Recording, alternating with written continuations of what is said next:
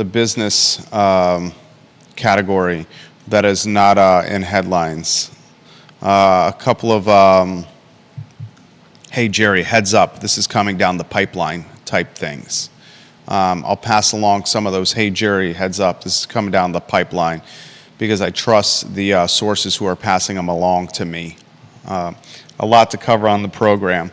I love to cover real estate and business and Main Street and Market Street and proverbial Main Street and proverbial Market Street and the economy and the cross-section of government and how politics influences business and headwinds and tailwinds for our community.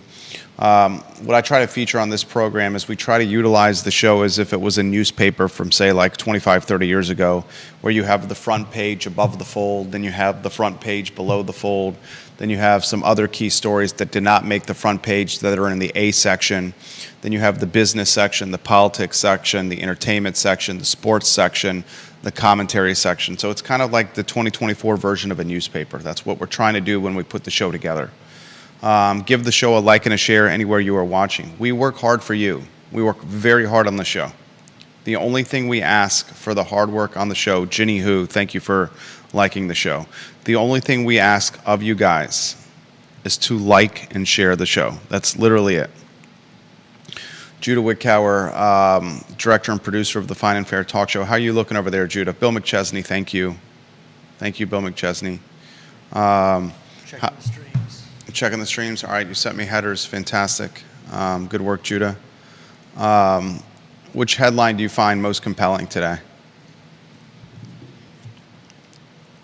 I think Katrina Carlson's bill is a really good piece of legislation, and I'm glad that Youngkin signed it. And I think it's a You've been quite impressed with Katrina Carlson. Yeah, I think she's doing good work. Olivia Branch, Logan Wells Kalelo, we appreciate you both, Olivia and Logan. I think you guys know that. I sincerely mean that. Very much appreciate you guys. All right, I'm feeling good on my end. Judah, I can't wait to talk about that bill. I'm going to lead with something that is not on the headlines that is potentially some big-time news or some fresh news that you haven't heard. Randy O'Neill, welcome to the broadcast. We can start, J-Dubs, when you are ready.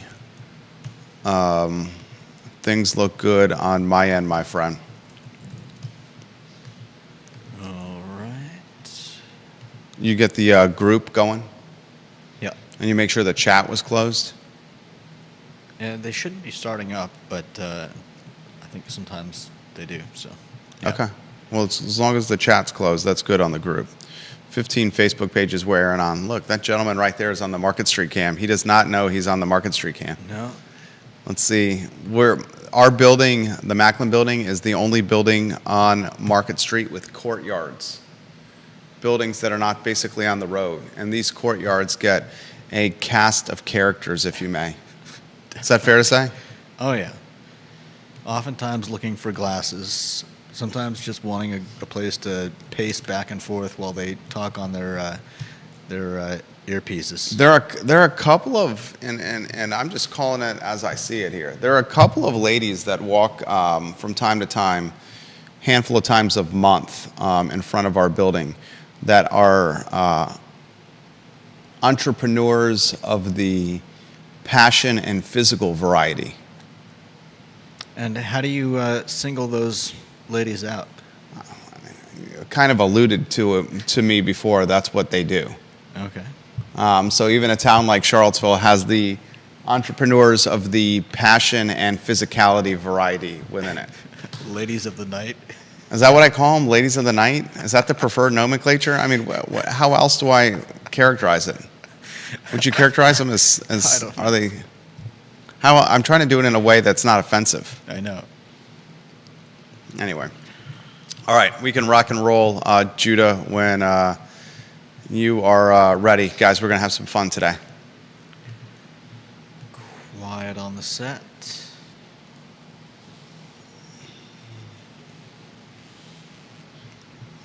Ladies of the night. Good Wednesday afternoon, guys. My name is Jerry Miller. Thank you kindly for joining us on the show. It's great to be with you on the I Love CVille network.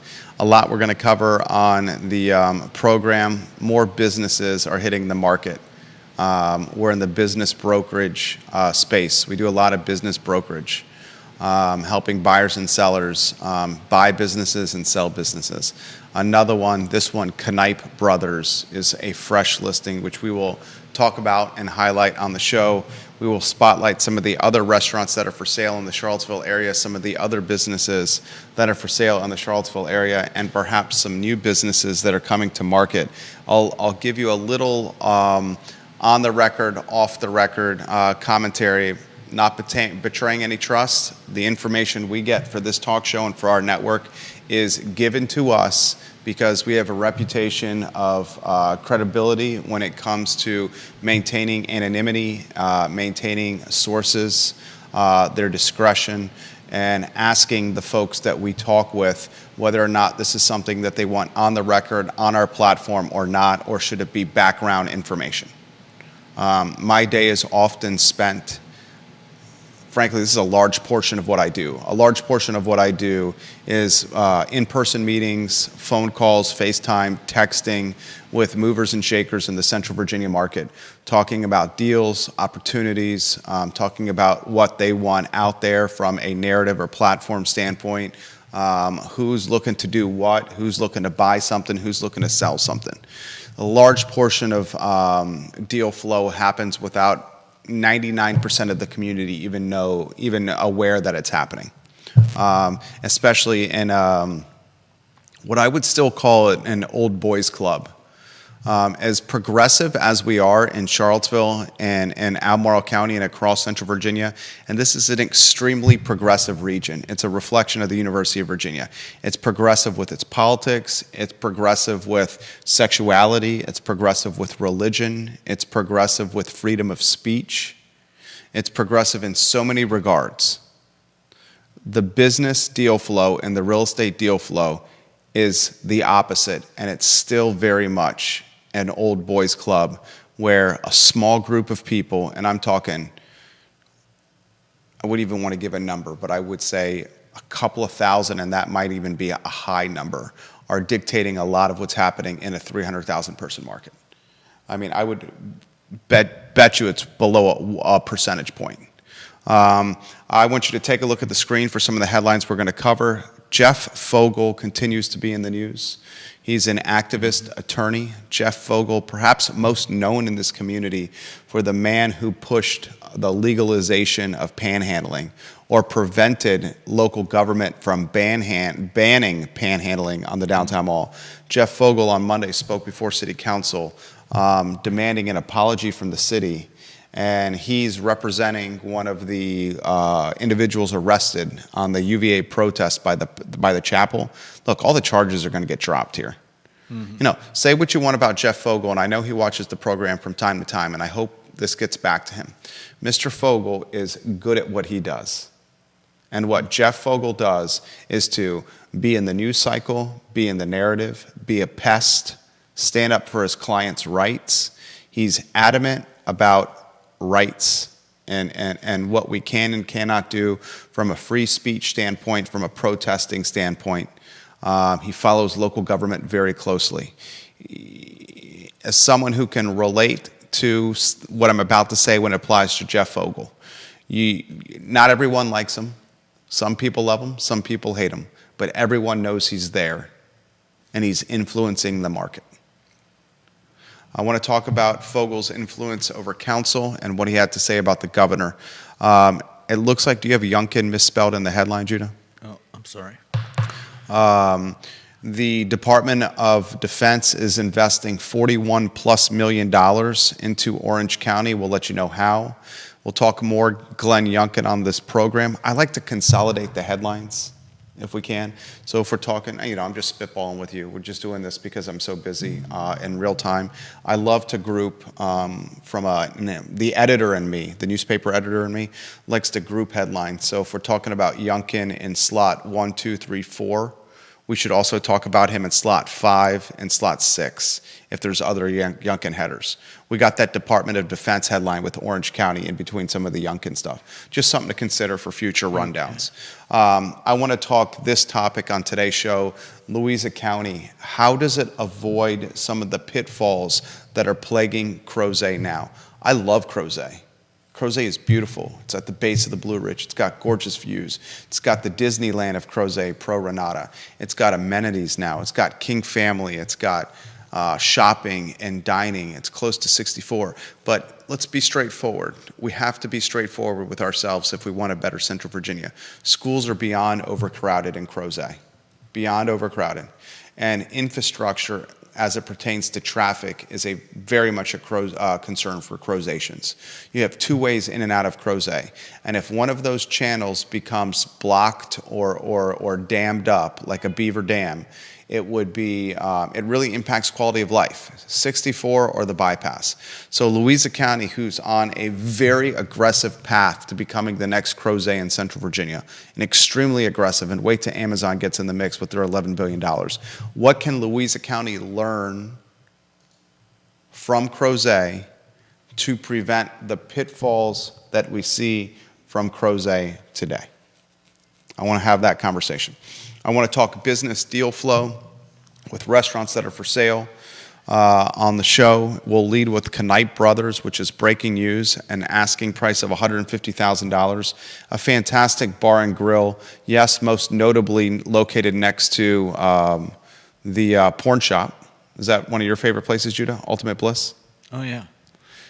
I bring my family there. I'm such a child. I apologize. Yeah. The immaturity levels I show from time to time. It's not just here and on the show. My wife would also highlight the immaturity levels. We'll get to this. I did hear from a friend of the talk show, a very well-connected woman, and I will look into this. I will look into this on the show, but I received a communication, a text today from a mover and shaker, and this person very much would know, that Barracks Road Shopping Center, Appalachian Running Company, is coming to Barracks Road Shopping Center. And it's the folks who own the Shoe Fly store on Barracks Road are looking to potentially take over the jewelry store next door and position a new business called Appalachian Running Company, where the units are connected, same owners. And the idea is to compete with local icon Ragged Mountain Running Shop on Elliowood Avenue, now owned by two second-generation Lorenzoni children. Yep. Appalachian Running Company. I did not put that as one of the headlines because I'm working to get everything signed, sealed, and delivered. But the news that's been passed to me, the information that's been passed to me, the deal flow that's been passed to me, I find to be extremely, extremely, extremely reliable. And I've proven on this talk show many times that our sources are beyond reliable, especially if I'm going to say it on this microphone and in front of these cameras. Okay, so this market is, I think, pretty hot when it comes to a running and walking and hiking market. And you think about it, there are not many competitors out there. You got Ragged, local market leader. They're crushing it. You got what, a running, Crozet running shop. Is that the name of their, I want to make sure I have their name right. Did it permanently close in Crozet? Maybe it permanently closed. But there's not a lot of competition in this space. Right. And there's not a lot of competition in the space despite a very deep pool of runners, walkers, and hikers. So much so that we have a race, it would seem like, every other weekend in this community. Yeah. So that's a little bit of a scoop coming for you. Appalachian Running Company to Barracks Road Shopping Center. All right, the lead of the headline. lead of the show, and before I get to the lead, I want to highlight Otto Turkish Street Food and give you an opportunity to highlight Otto. I talk about them all the time on Water Street. Take 15 seconds to highlight what you love about Otto Turkish Street Food on Water Street in downtown Charlottesville, with literally parking on their doorstep. Yeah.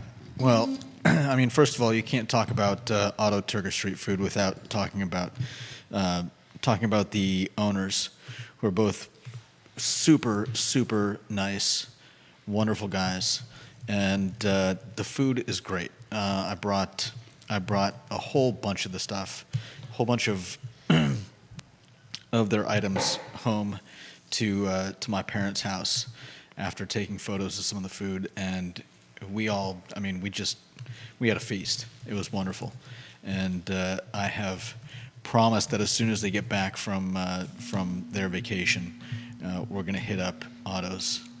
This guy might be the best son in the entire world, Judah Wickhauer. I doubt that. Parents would be so lucky to have a son as committed to his parents as Judah Wickhauer is. I sincerely mean that. You adore your folks, and I know you love to highlight that they're great people too, but you check in regularly, see them often. It's impressive. I happen to live about 15 to 20 minutes away. So I think that would be it's pretty easy to do. The more I have become, I just watched our son today graduate from kindergarten. It was a joyous hour. So much so that yours truly was crying in front of complete strangers, more so than my wife. I'm sure some of them were crying too. More so than my wife.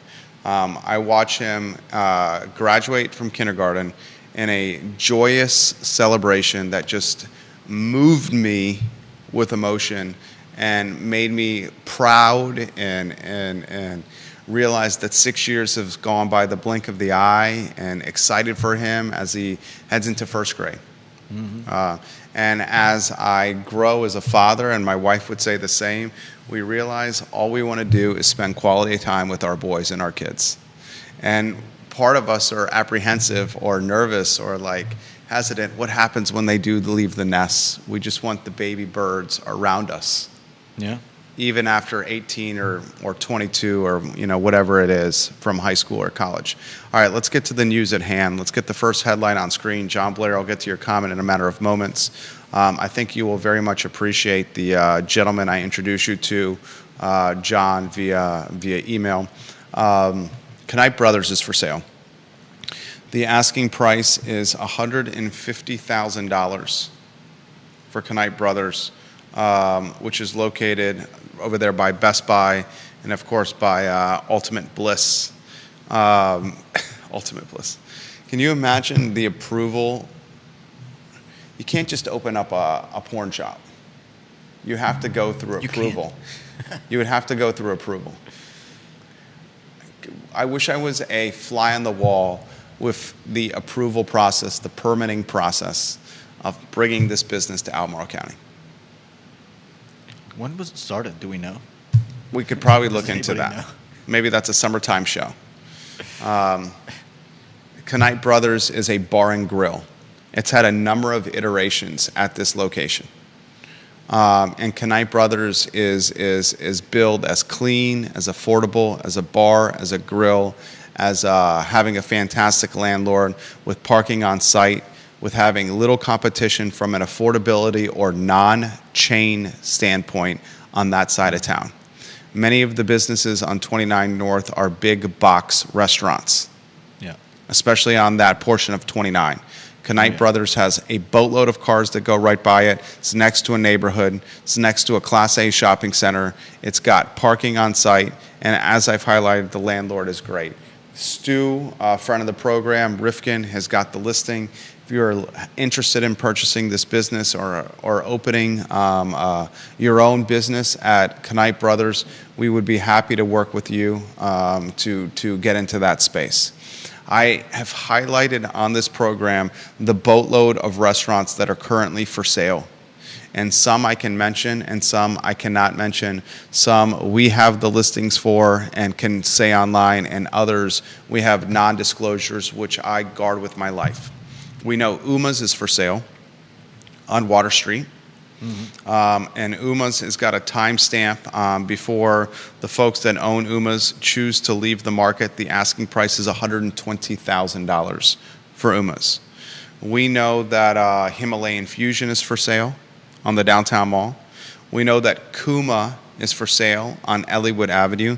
Friend of the program, Chris Kabash, owns that building. He's got a partner in that building, Mr. Woodard. Would love to purchase that building personally. We know Athens Grill is for sale. We know Iron Poffles and Coffee on Water Street is for sale. And then there's 1, 2, 3 other ones that are extremely well-known commodities that are also for sale, like icons that are for sale that are under non-disclosure that we cannot mention.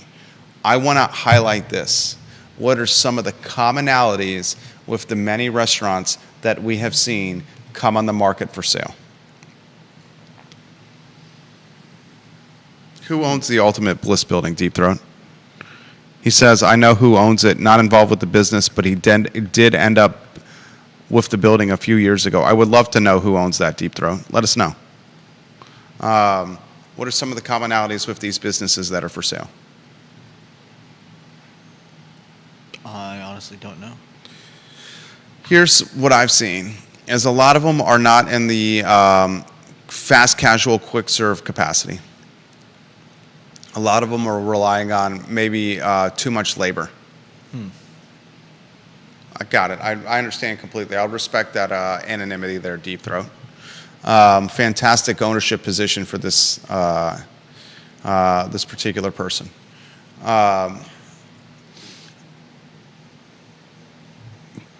Quickly pivoting to a less labor-intensive model is very important right now. You need to do a pickup window. You need to do one person in the front of the house, maybe 1.5, with a pickup window, order at the register, pick up the food at the window, take it to your seat, bus your own tables. I've seen this model work really well at a number of spots. Ivy Provisions, this works well at. Friend of the program, Terry Hinderman, the mayor of Fry Springs, owns the building of Ivy Provisions. He owns the building, Terry Hinderman, the mayor of Fry Springs, the gas station that he remodeled into Fry Springs Pizza. He owns that building. He owns the shopping center, the Maury Avenue Shopping Center, where Anna's is located, where the Marie Bett team and one of their bakers are opening a donut shop over there. Remember who got that news out there first? This talk show right here, okay? He is a prolific owner of real estate in Charlottesville and Albemarle County. Terry Hinderman owns the building on Old Ivy Road where a rock climbing gym is coming. Nice. Opening on the near horizon. A lot of people don't know about this. A rock climbing gym is coming to Old Ivy Road.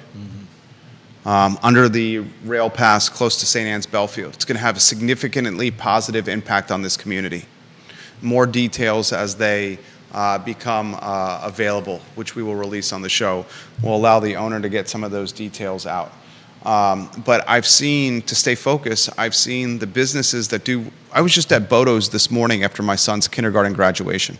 I went there yesterday evening. There's a 35-person line. Oof. I waited in the line for less than 10 minutes. Yeah. Less than 10 minutes. This particular morning, I got a ham, egg, cheddar cheese on a plain bagel. My wife got a salt bagel with plain cream cheese, and our kindergarten graduate got a plain bagel with cream cheese. Our 18-month-old was eating off everybody's plate. Ivy Provisions crushes it. Moe's on Ivy Road. Friend of the program, Derek Bond, who owns Moe's in the Melting Pot. We helped broker the deal of Moe's with Derek Bond. He's got a business that's doing extremely well. Jack Brown's is doing extremely well on the downtown mall. You got one bartender and you got one, maybe two people in the kitchen. The food served on paper plates that are thrown away, and customers bust their tables and clean up the counters. Yeah. These are the models that are working now.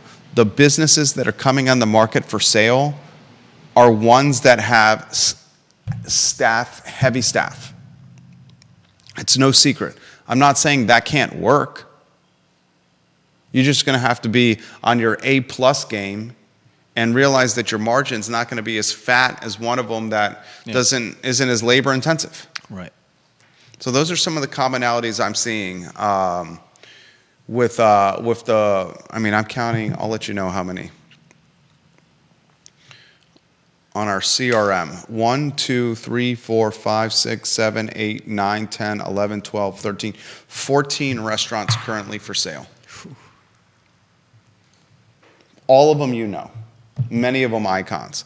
And speaking of icons, we've covered this on previous shows. I mentioned the business that's going to open soon in Barracks Road Shopping Center, Appalachian Running Company, to challenge or compete with Ragged Mountain Running Shop.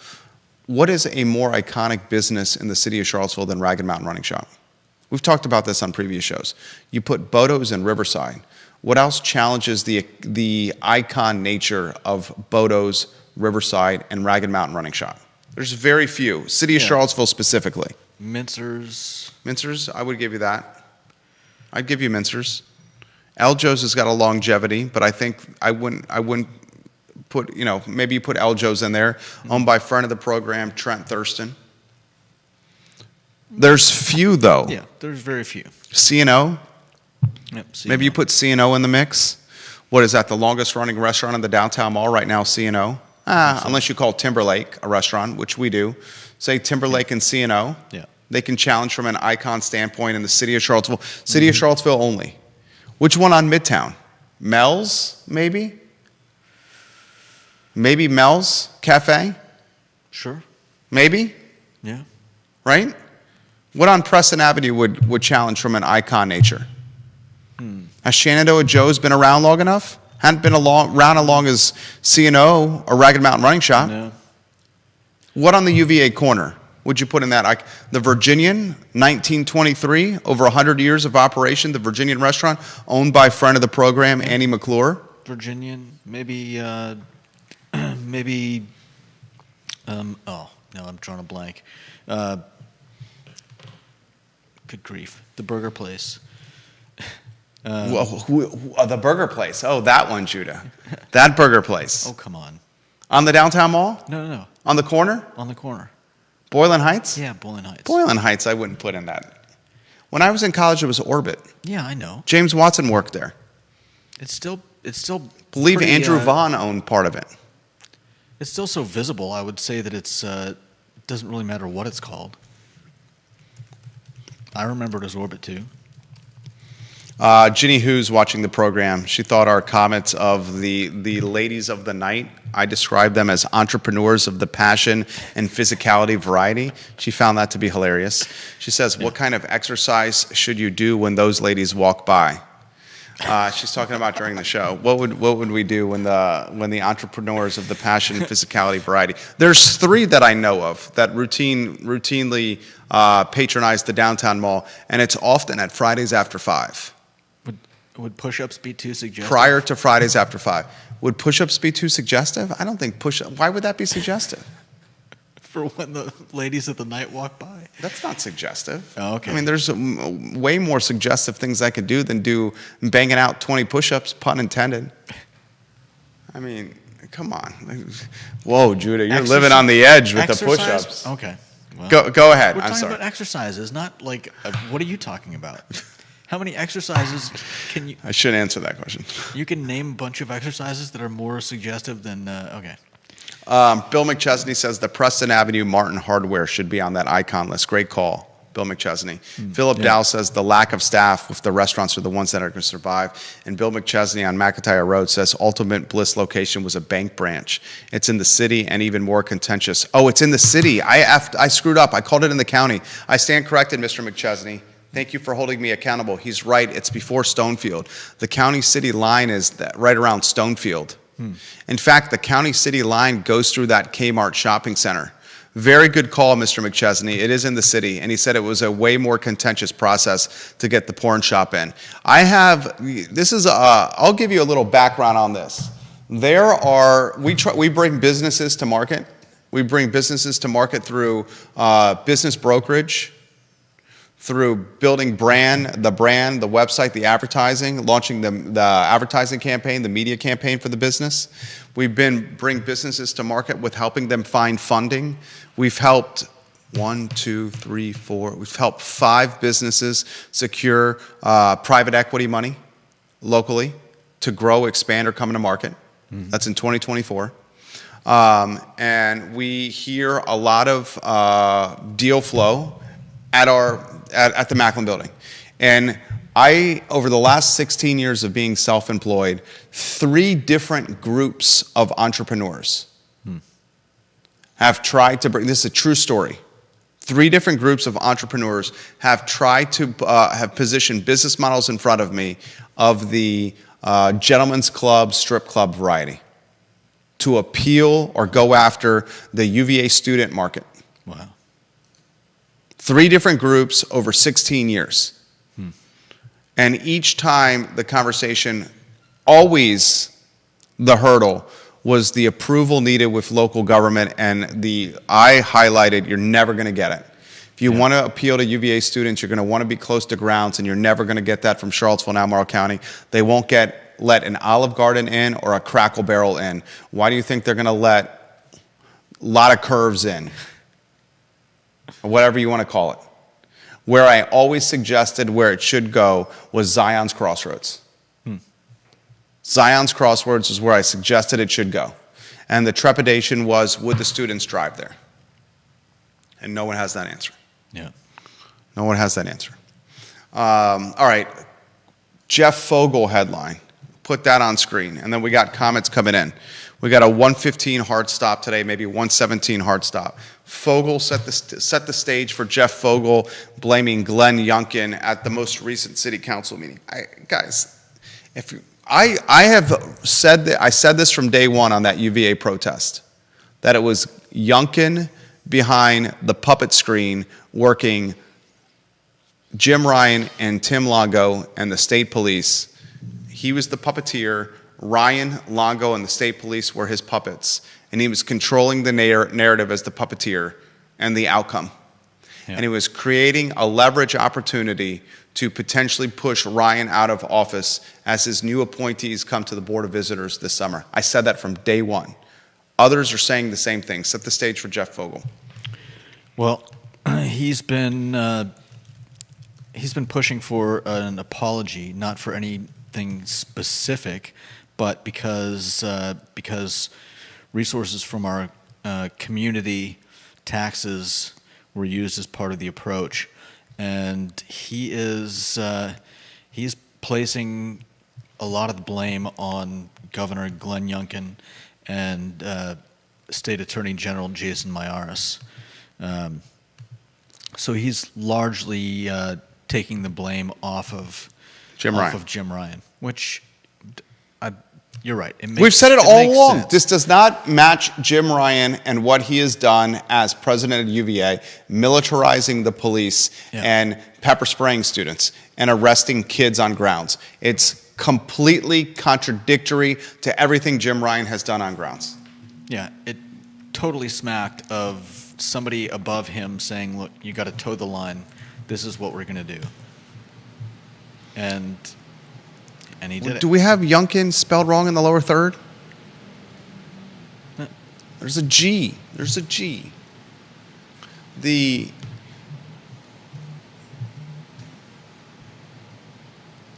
Fogel gets an apology from Michael Payne. Yep. Are you surprised that Michael Payne apologized? No. I'm not surprised either. And it's more of a, what's the word? Pomp and circumstance? Window dressing? Yeah, is pro forma the right word? Are you surprised that Fogel says, I don't even put any of the real blame on Mike Kochis?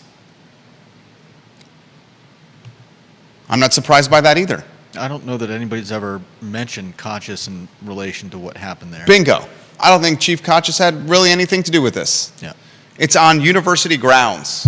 His department, Charlottesville Police Department, was there to assist, but it's not his jurisdiction because it was on UVA grounds. I wonder if they meant to put Longo in. Were you surprised he did not put more of the blame on Longo? He made Youngkin the fall guy. I think the same applies. I think Longo is just as much under the thumb of the state as President Jim Ryan. So I think the decisions he made were he may have wanted to cede control of what was going on, wash his hands, so to speak, in pilot fashion, but yeah, I think Longo too does not seem like the type of person to have wanted or to ever want something like this to escalate to the point that it did. Especially at this point of his career. Yeah. He's on the back end. Yeah, I think You don't want this staining his legacy. I think Ryan and Longo were both pretty much had their hands tied and sadly ended up on the. They were the fall guys. Yeah. They were told what to do, and they were given the playbook, and given their marching orders, and ultimately, what can you do? There you go. I'll say this again. Say what you want about Jeff Fogel.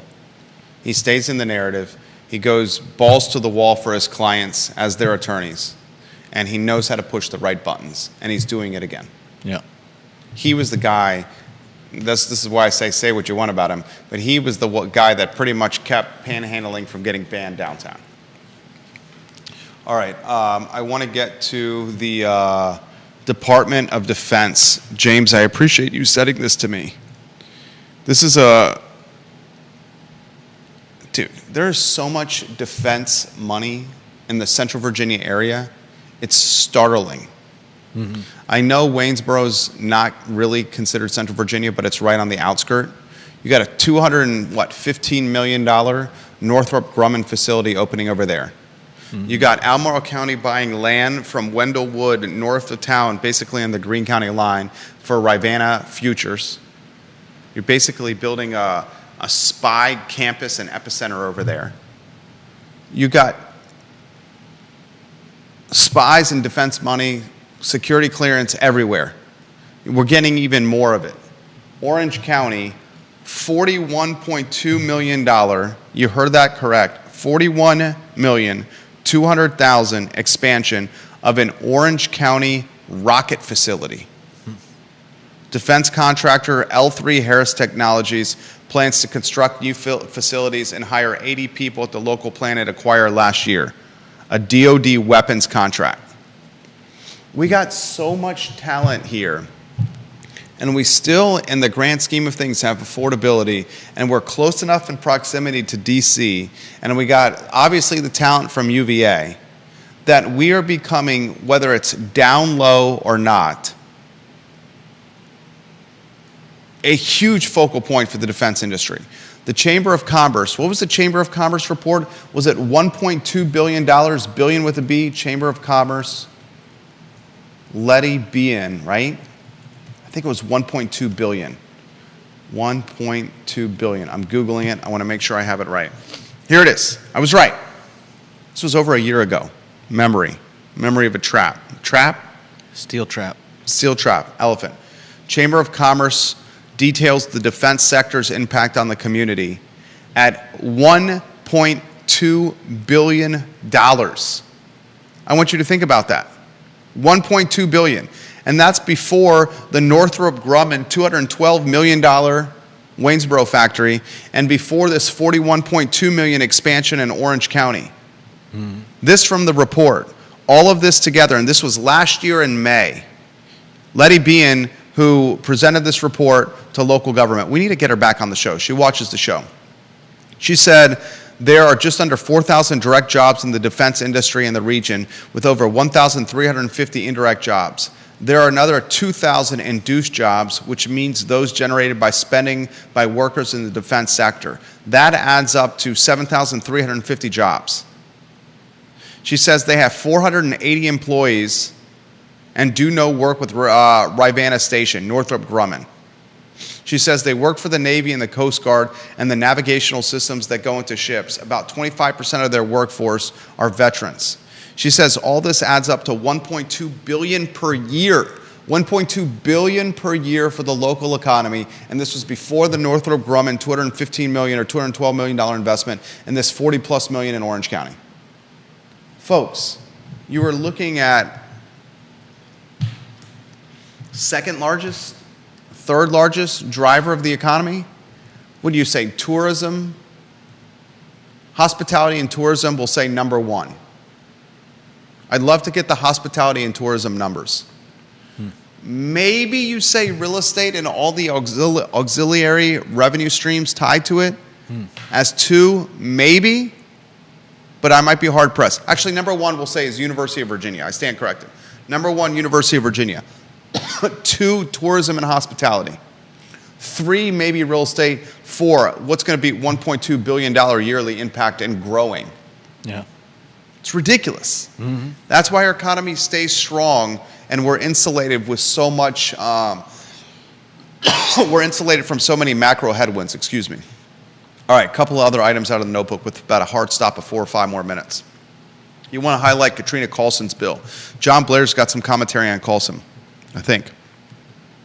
Oh, no, it's on restaurants. I stand corrected. John Blair says, given how hard it is for a lot of restaurants to remain in business, it is quite befuddling and disappointing that the governor and state legislators announced Virginia Invests, which is a state-funded venture capital fund that received over $40 million in taxpayer funds. First, these state venture funds don't work. Second, it is a slap in the face to the startup restaurants that won't see a penny of these funds. Excuse me. Worst, he says, economic development move in Virginia history. This is as shameful and room temperature IQ a move as the Commonwealth could make. Wow. John Blair, I like that. Respect that comment, JB. I respect you. Respect that comment. Set the stage for Katrina Carlson and put the lower third on screen, please, as we up the tempo on the show.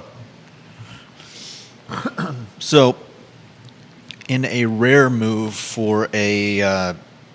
What's up, Aaron King? For a freshman legislator, they had a... Former school board chair, Albemarle County. Mm-hmm. They had a signing ceremony with Governor Youngkin to sign in the bill started by Katrina Carlson. This is the kinship foster care legislation, and I think it sounds like a good thing.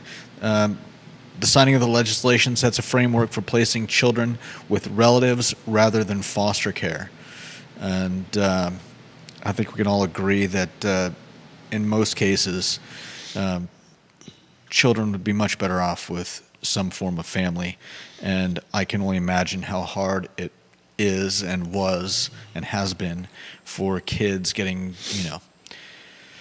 taken by the system and placed into foster care when there are family members that could have done something to, find them a home. Good job, KC. Good job, Katrina Carlson. Props to KC. This seems like legislation that should already been in play. This seems like the definition of common sense. Mm-hmm. But it takes someone with initiative to make this a reality, and she just did. And passion. And passion. She's a mother. Well done, Katrina Carlson. Yeah, definitely. Putting kids in a system as opposed to having them in the purview or care of family members is the definition of stupidity, sets children back, and it bloats the system. Yeah. Well done, Katrina. Love that you highlighted that. I also want to highlight Youngkin has crushed skill games. We can get this off our docket. Youngkin has done some things. Youngkin's a free market guy. He's a business guy. He's a Republican. He's a finance guy, a hedge fund guy, Carlyle Group. He's done some things that have left me really eyebrow raised. What he's doing with cannabis and marijuana and retail seems to be the opposite of what he stands for. Yeah. Where he's basically utilizing government to screw Main Street and Market Street proverbially across the Commonwealth of Virginia and interfere with small business. Even if it's tied to a plant, the plant's not being policed. Right. If it's not being policed, legalize it and tax it and get out of the way. Don't muck it up and red tape it. I'm not a fan of the skill games. I think the skill games prey on uneducated people that are the ones that are hurt the most by skill games. But Youngkin got involved with the skill games and said you can't do them. Yeah. He's done some things that are opposite of the free market, which leaves me befuddled. I mean, that's politics. that is politics. And what he's trying to do is maintain his base, and his base is still the Christian conservative Republican. I think there's also a big fight going on with casinos. We spoke to. The casinos don't want the skill games. They want the gambling to happen in their casinos. And And the lottery, and the Virginia lottery. And they, of course, have lots of money. The lottery wants the money flowing through Virginia and not the skill games. I mean, it's all backroom dealing. Backroom dealing.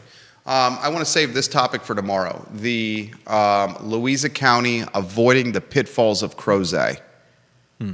You're looking at the fastest expanding county population, economy, sales tax collection. We still haven't seen $11 billion from Amazon's impact. Yeah. We still haven't seen 600 to 700 undeveloped lots coming to market in Spring Creek. How does Louisa mimic the successes of Crozet and avoid the pitfalls of Crozet? That topic on tomorrow's show. For Judah Wickower, I'm Jerry Miller.